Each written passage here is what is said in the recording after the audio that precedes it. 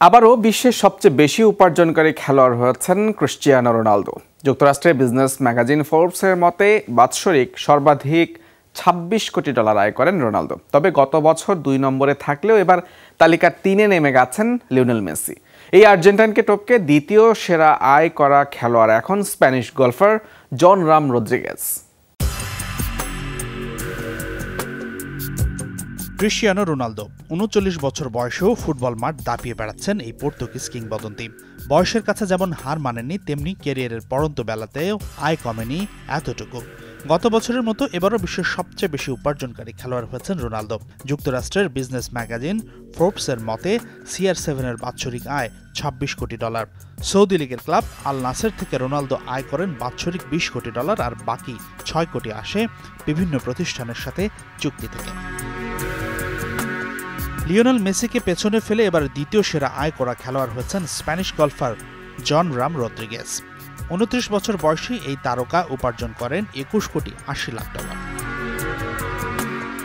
বাৎসরিক $13 কোটি 50 লাখ উপার্জন করে তালিকার তৃতীয় সেরা লিওনেল মেসি। ফোর্বসের আগের তালিকাতেও একই আয় নিয়ে তালিকার 2 নম্বরে ছিলেন বিশ্বকাপ জয়ী এই তারকা। পরের 2 স্থানটা বাস্কেটবল সুপারস্টারদের। $12 কোটি 82 লাখ আয় নিয়ে চতুর্থ সেরা কিংবদন্তি লেব্রন জেমস।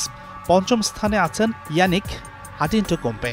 এই নাইজেরিয়ান বংশোদ্ভূত গ্রিক তারকার আয় $11 কোটি 10 লাখ।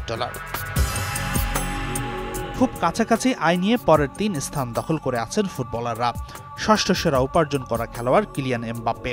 পিএসজি ছাড়তে চাওয়া এই তারকার আয় $11 কোটি। বছর জুড়ে ইনজুরিতে থাকলেও আয় কমেনি নেইমারের।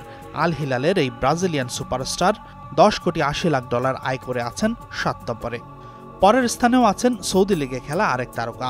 $10 কোটি 60 লাখ আয় করে তালিকার 8 নম্বর স্থান দখল করে আছেন আল ইত্তিহাদের ফরাসি স্টার কারিম বেনজেমা।